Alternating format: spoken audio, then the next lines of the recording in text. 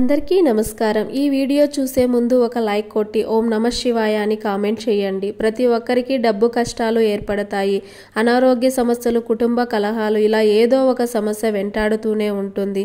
మనకు ఏ కష్టం వచ్చినా వెంటనే దేవుడిని పూజిస్తాము। అయితే మన హిందూ ధర్మ శాస్త్రాల ప్రకారం కొన్ని వృక్షాలలో దేవతలు నివసిస్తారట, వాటిని దైవ వృక్షాలుగా పరిగణిస్తారు। దైవ వృక్షాలను పూజిస్తే స్వయంగా దేవుని పాదాలను పూజించినట్టే, అంతటి శక్తి దైవ వృక్షాలకు ఉంటుంది। మనం ఏదైనా దేవాలయానికి వెళ్ళినప్పుడు గర్భగుడిలో ఉన్న దేవుడిని ముట్టుకోలేము, కానీ దైవ వృక్షాలను పూజిస్తే స్వయంగా మన చేతుల మీదుగా దేవుడిని పూజించినంత పుణ్య ఫలితం లభిస్తుంది।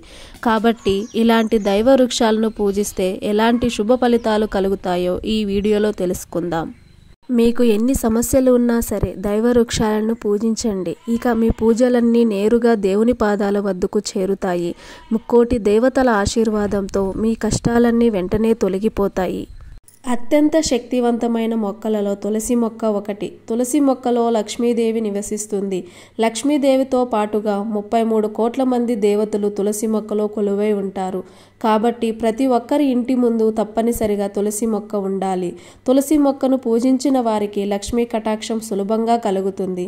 ప్రతిరోజు ఉదయం నిద్ర లేవగానే ముందుగా తులసి మొక్కను చూస్తే మీ జాతకంలో విపరీతమైన అదృష్టం కలిసి వస్తుంది। అలాగే ప్రతిరోజు స్నానం చేసిన తర్వాత తులసికి నమస్కారం చేసి తులసి మొక్కకు చెంబుడు నీళ్లు పోస్తే మీ కుటుంబం అంతా ఆయురారోగ్యాలతో జీవిస్తారు। ఇక ప్రతి శుక్రవారం తప్పనిసరిగా తులసి కోటలో ఒక నెయ్యి దీపం వెలిగించి తులసి మొక్కకు 5 ప్రదక్షిణాలు చేస్తే ఆర్థిక సమస్యలన్నీ వెంటనే తొలగిపోతాయి। అదేవిధంగా వెంకటేశ్వర స్వామిని తులసి దళాలతో పూజిస్తే శ్రీనివాసుడు వెంటనే కరుణిస్తాడు, కోరిన వరాలన్నీ తక్షణమే ప్రసాదిస్తాడు। కాబట్టి ఇంతటి శక్తివంతమైన తులసిని పూజించి ప్రతి ఒక్కరూ ముక్కోటి దేవతల ఆశీర్వాదాన్ని పొందండి। తులసి మొక్క తర్వాత రావి చెట్టుకు చాలా దైవశక్తి ఉంటుంది। రావి చెట్టులో త్రిమూర్తులు కొలువై ఉంటారు। బ్రహ్మదేవుడు, విష్ణుమూర్తి, అలాగే పరమేశ్వరుడు నివసిస్తారు।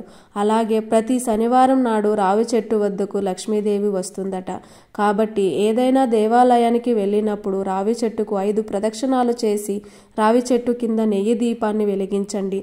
రావి చెట్టు కింద నెయ్యి దీపం వెలిగిస్తే తెలియక చేసిన పాపాలన్నీ నశించి మోక్షప్రాప్తి కలుగుతుంది। అయితే ఆదివారం మాత్రం రావి చెట్టును పూజించకూడదు, ఎందుకంటే ప్రతి ఆదివారం నాడు రావి చెట్టు మొదట్లో జ్యేష్ఠాదేవి నివసిస్తుందని నమ్మకం। ఇక అత్యంత శక్తివంతమైన మొక్కలలో పారిజాతం మొక్క ఒకటి। మన పురాణాల ప్రకారం దేవతలు నివసించే స్వర్గలోకం నుండి పారిజాత మొక్క భూమిపైకి వచ్చిందట। అదేవిధంగా శ్రీకృష్ణ భగవానుడు సత్యభామ కోసం పారిజాత మొక్కను భూమిపైకి తీసుకువచ్చాడట। పారిజాత మొక్కను ఇంటి దగ్గర పెంచుకుంటే మీ ఇల్లంతా భోగభాగ్యాలతో నిండిపోతుంది। పారిజాత పుష్పాలతో దేవుడిని పూజిస్తే కోరిన కోరికలన్నీ వెంటనే నెరవేరుతాయి। పారిజాత పువ్వులను మన చేతులతో కోయకూడదు, చెట్టు నుండి రాలిన పువ్వులతోనే దేవుడిని పూజించాలి। అదేవిధంగా అత్యంత పవిత్రమైన మొక్కలలో తమలపాకు మొక్క ఒకటి। ఏ వ్రతం చేసినా తమలపాకులు ఖచ్చితంగా ఉండాల్సిందే, అంతటి ప్రాముఖ్యత తమలపాకులకు ఉంటుంది। తమలపాకులు లక్ష్మీదేవిని ఆకర్షిస్తాయి, కాబట్టి లక్ష్మీదేవి ఆశీర్వాదంతో మీరు త్వరగా ధనవంతులు కావాలంటే మీ ఇంటి ముందు తప్పనిసరిగా ఒక తమలపాకు మొక్కను పెంచుకోండి। ఇంటి ముందు తమలపాకు మొక్క ఉంటే అప్పుల సమస్యలు, అలాగే డబ్బు సమస్యలన్నీ వెంటనే తీరిపోతాయి। అత్యంత శక్తివంతమైన దేవతా వృక్షాలలో వేప చెట్టు ఒకటి।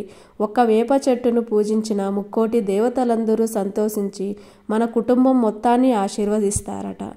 వేప చెట్టులో దుర్గాదేవి కొలువై ఉంటుంది। సుమంగళి స్త్రీలు వేప చెట్టుకు పసుపు రాసి కుంకుమ బొట్లు పెడితే మీ సౌభాగ్యం వర్ధిల్లుతుంది, అలాగే మీ భర్త ఆదాయం కూడా పెరుగుతుంది।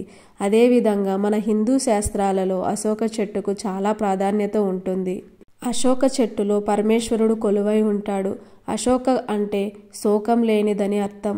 అంటే ఎవరైతే అశోక చెట్టును పూజిస్తారో అలాంటి వారికి ఎలాంటి కష్టాలు ఉండవని, జీవితాంతం సుఖ సంతోషాలతో జీవిస్తారని నమ్మకం। కాబట్టి అశోక చెట్టు ఆకులను తెచ్చుకుని మీ పూజ గదిలో కానీ మీ బీరువాలో కానీ పెట్టుకోండి, మీ ఇంటి ఐశ్వర్యం రెట్టింపు అవుతుంది। అశోక చెట్టుకు ప్రదక్షిణాలు చేస్తే కుజదోషాలు అన్నీ వెంటనే తొలగిపోతాయి। అదేవిధంగా జమ్మి చెట్టుకు కూడా చాలా విశిష్టత ఉంటుంది. జమ్మి చెట్టును పూజించిన వారికి శని దోషాలన్నీ తొలగిపోయి జీవితాంతం భోగభాగ్యాలను అనుభవిస్తారు. జమ్మి చెట్టుకు ప్రదక్షిణాలు చేసి ఏ పని ప్రారంభించినా అందులో తప్పకుండా విజయాలు సాధిస్తారని నమ్మకం. ఇక అత్యంత శక్తివంతమైన మొక్కలలో ఉసిరి చెట్టు ఒకటి. లక్ష్మీదేవి కన్నీళ్ల నుండి ఉసిరి చెట్టు జన్మించిందని నమ్మకం. కార్తీక మాసంలో ఉసిరి చెట్టును ఎక్కువగా పూజిస్తారు.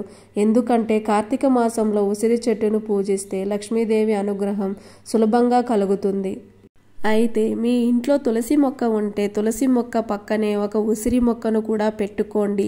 మీ కుటుంబం మొత్తానికి చాలా మంచి జరుగుతుంది. మర్రి చెట్టును కూడా దేవతా వృక్షంగా భావిస్తారు.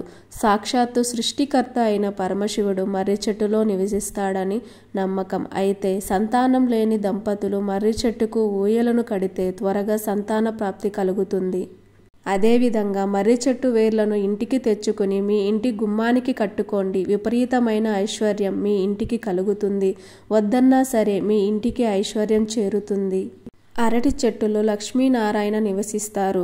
ప్రతి గురువారం అరటి మొక్కను పూజిస్తే విపరీతమైన సంపద కలిసి వస్తుందని నమ్మకం. ముఖ్యంగా వివాహ ప్రయత్నాలు చేసేవారు ప్రతి గురువారం నాడు అరటి చెట్టు కింద నెయ్యి దీపం వెలిగించి అరటి చెట్టుకు ప్రదక్షిణాలు చేస్తే వివాహం కుదురుతుంది. అరటి చెట్టు కింద తులసి మొక్కను నాటితే మీ ఇల్లంతా ధనంతో నిండిపోతుంది. ఈ విధంగా దేవతా వృక్షాలను పూజించి ముక్కోటి దేవతల ఆశీర్వాదాన్ని సులభంగా పొందండి. ఈ వీడియో మీకు నచ్చినట్లయితే ఒక లైక్ కొట్టండి. ఇలాంటి ఎన్నో వీడియోలు మీరు పొందాలి అనుకుంటే సబ్స్క్రైబ్ చేయడం మాత్రం అస్సలు మర్చిపోకండి. ఓం నమః శివాయ.